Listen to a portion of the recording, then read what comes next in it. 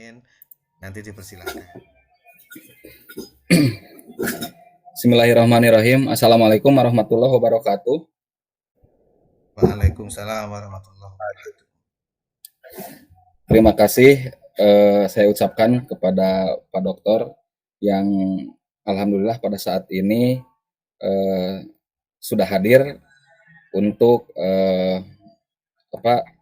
menyaksikan presentasi dari kami, khususnya dari saya sendiri. Kemudian saya sampaikan Pak Dokter, mohon maaf apabila mungkin ini presentasi ini kurang dimengerti ataupun sangat sederhana. Mohon maaf. Untuk itu mohon bimbingan dan bantuannya untuk dapat memberikan kritik lebih baik ya, itu saja. Mungkin langsung saja karena mungkin waktu terbatas ya Pak Dokter. Judul atau presentasi judul pada hari ini terkait tentang laporan penelitian tindakan kelas atau PTK Winhas Jember Base 3 PAIS 14 tahun 2022 oleh Ati Setiawan SPDI. Selanjutnya profil singkat saya, nama lengkap Ati Setiawan SPDI, tempat tanggal lahir Tasikmalaya 15 April 1984, alamat Kampung Cicadas RT 11 RW 02, Desa Darawati, Kecamatan Cipatujah, Kabupaten Tasikmalaya, Provinsi Jawa Barat. Tempat tugas saya di SMK Negeri Cipatujah. Selanjutnya, judul PTK saya yaitu terkait tentang penggunaan media video pembelajaran untuk meningkatkan motivasi belajar siswa dalam pembelajaran materi sejarah peradaban Islam kelas 11 SMK Negeri Cipatujah Tasikmalaya tahun pelajaran 2022-2023. Kemudian rumusan masalah pertama, bagaimana penggunaan media video pembelajaran untuk meningkatkan motivasi belajar siswa dalam pembelajaran sejarah kebudayaan Islam di kelas 11 SMK Negeri Cipatujah Tasikmalaya tahun pelajaran 2022-2023. Kemudian bagaimana peningkatan motivasi siswa dalam pembelajaran sejarah kebudayaan Islam dengan menggunakan media video pembelajaran. Selanjutnya, lokasi, waktu, dan subjek penelitian. Lokasi kampus SMK Negeri Cipatujah, waktu pelaksanaan Prasiklus 5 Desember 2022, siklus ke-1 12 Desember 2022, kemudian siklus ke-2 19 Desember 2022. Jadi waktunya atau pelaksanaannya yaitu tidak menggunakan siklus 1, 2, dan 3, tapi pertama ada prasiklus, kemudian siklus ke-1 dan siklus ke-2. Subjek penelitian siswa-siswi kelas 11 TJKT SMKN Cipatujah. Kemudian ini instrumen yang saya gunakan dalam observasi penelitian, yaitu menggunakan wawancara atau angket. Ini kemudian halaman selanjutnya, dan ini halaman yang terakhir. Kemudian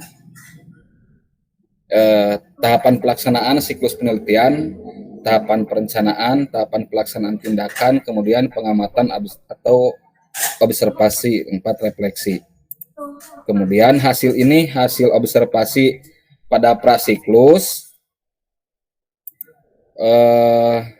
jumlah siswa 29 orang.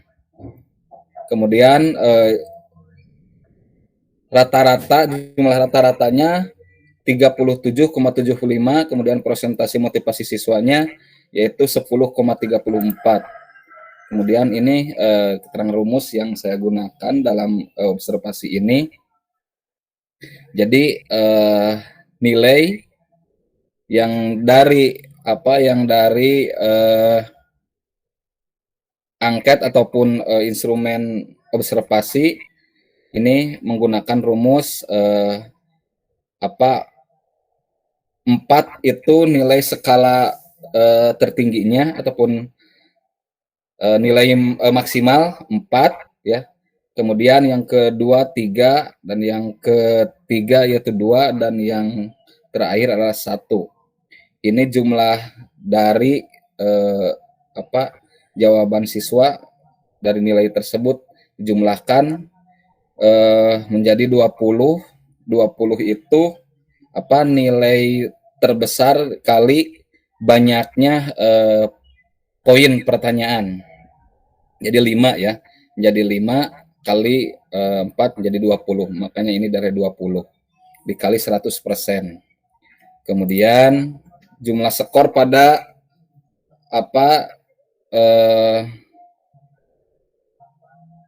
pada hasil jumlah skornya 219 dengan jumlah skor ideal maksimal 580. Rata-rata skor tercapai yang tadi 37,75. Kemudian jumlah siswa kategori motivasi sangat tinggi 0. Jumlah siswa kategori motivasi tinggi 3 orang. Jumlah siswa kategori motivasi rendah 1 orang. Jumlah siswa kategori motivasi sangat rendah 25 orang. Jadi secara klasikal dinyatakan belum berhasil pada prasiklus. Nah ini tabel rekapitulasinya. Jadi nilai rata-rata skor tercapai 37,75%. Jumlah siswa yang berhasil baru 3 orang. Kemudian persentase keberhasilan yang tadi adalah 10,34%. Ini pada prasiklus. Kemudian ini adalah refleksinya. Berdasarkan tabel di atas dapat dideskripsikan bahwa motivasi kegiatan belajar siswa dalam mata pelajaran PAI dan Budi Pekerti di kelas 11 TJKT 3 masih sangat rendah dengan nilai rata-rata skor 37,75 dari 29 orang siswa. Karena menurut penelitian berdasarkan kriteria dengan rincian sebagai berikut. Yang motivasi sangat tinggi sejumlah 0 siswa, motivasi tinggi 3 orang, motivasi rendah 25 orang, dan motivasi sangat rendah 25 orang. Oh ini keliru, maaf. Dengan demikian dapat disimpulkan bahwa motivasi belajar sebelumnya tercatat masih sangat rendah, artinya hanya 10,34% siswa yang memiliki motivasi sangat tinggi dari 29 siswa.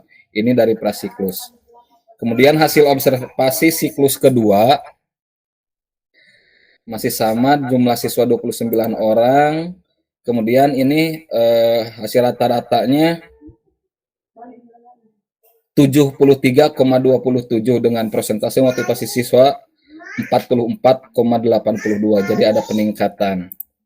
Kemudian masih jumlah skornya 425, jumlah skor ideal maksimal 580. Rata-rata skor tercapai 73,27.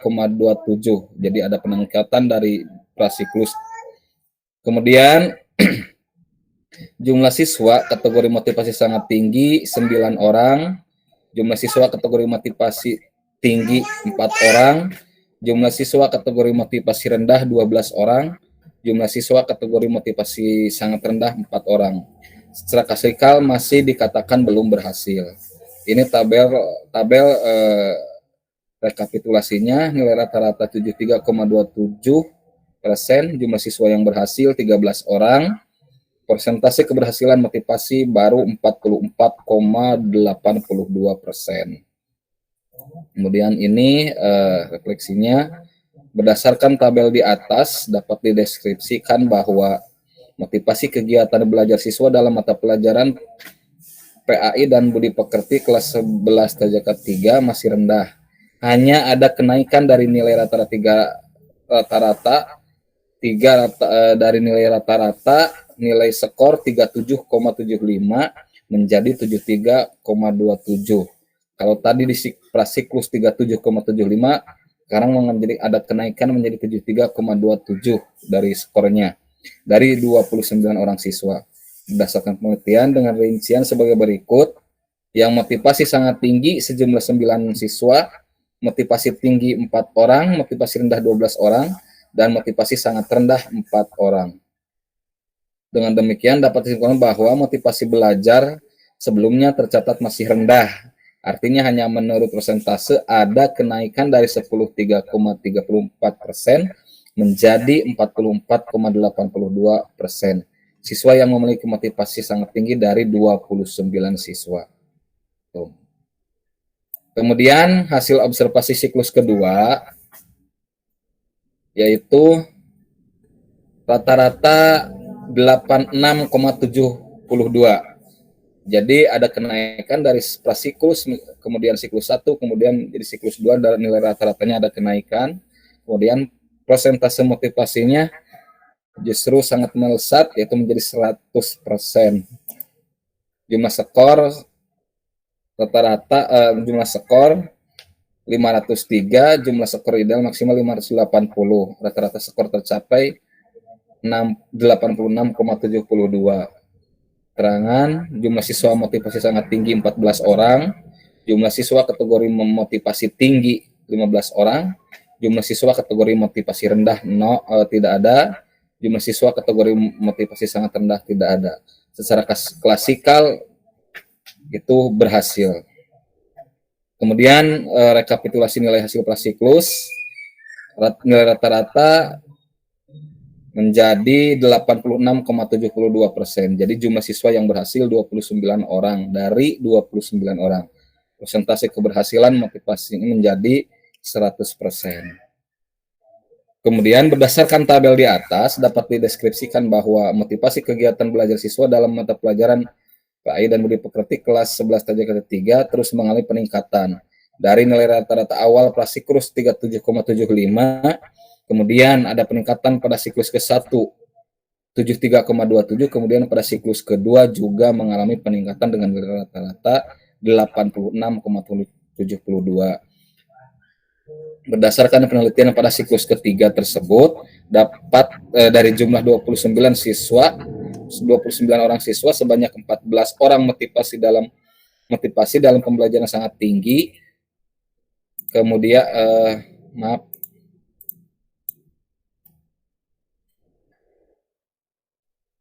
mohon maaf Pak.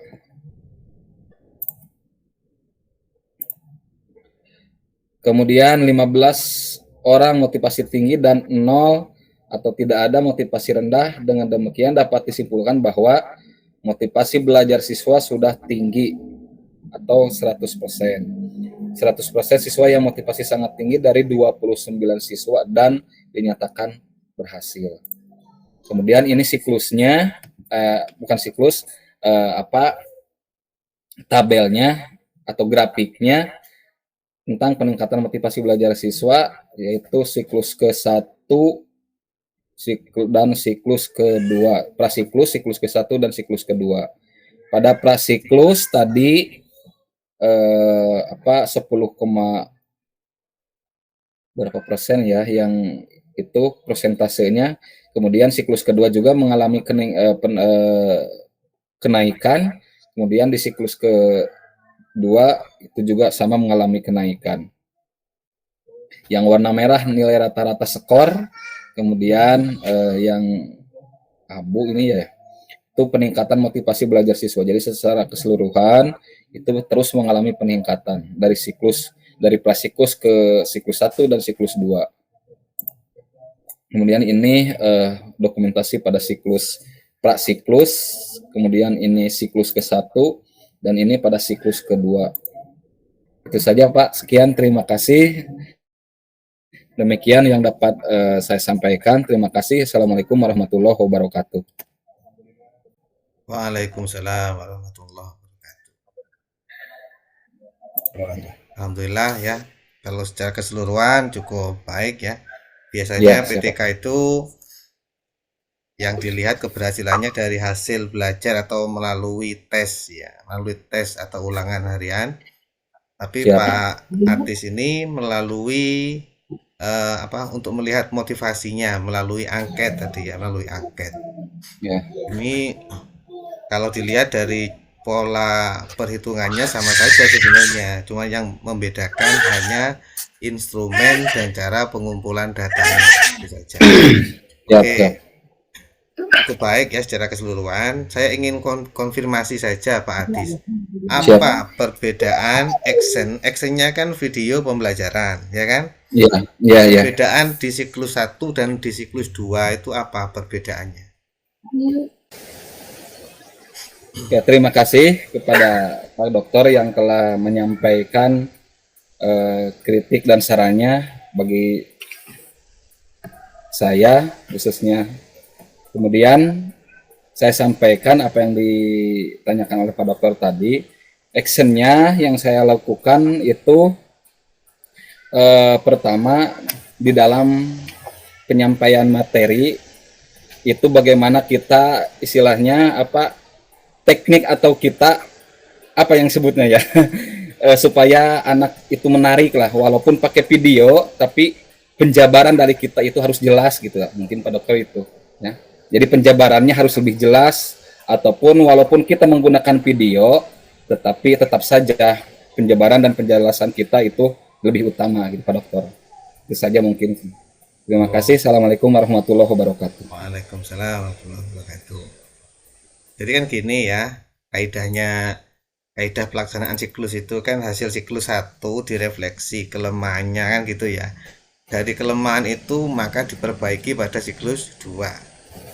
Sama-sama video pembelajaran ya. Tapi kan pasti ada kelemahan di siklus 1. Jadi gitu kan. Kemudian perbedaannya tadi itu apa berarti? Dari gaya guru mengajarnya atau mungkin ada tambahan media atau metode lain mungkin ada. Kalau di video itu Pak ya sebetulnya kalau buku tetap ada Pak tapi video kan kita itu yang jadi objek utamanya adalah bukan objek ya disebutnya apa media utamanya adalah video. Kadang-kadang kan video pun juga kalau kita tanpa kita jelaskan dengan jelas, itu anak-anak itu kadang-kadang tidak mengerti apa yang diucapkan ataupun isi dalam video itu apa. Nah, yang kita gunakan, jadi anak-anak itu masih kalau istilah Sunda mengahuleng ataupun apa ya disebutnya gitu ya. Tapi kalau kita jelaskan kembali terkait tentang bahwa video kisah tersebut ini seperti ini, seperti ini. Jadi itu saja mungkin Pak Dokter. Jadi penjelasan terkait tentang materi itu dijabarkan lebih jelas gitu kepada anak sehingga membuat menyentuh ataupun dapat masuk di anak lah gitu. Mungkin itu gitu. Di antaranya walaupun ada di antaranya dengan penggunaan video itu kadang-kadang anak ada yang menangkapnya baik, ada yang masih begitu-begitu aja walaupun dalam secara keseluruhan ada seperti itu. Mungkin itu Pak Dokter. Terima kasih. Oke, terima kasih Pak Atis, cukup luar biasa ya presentator pertama ini ya. Oke, kita lanjut pada presentator kedua. Siapa yang mau tampil?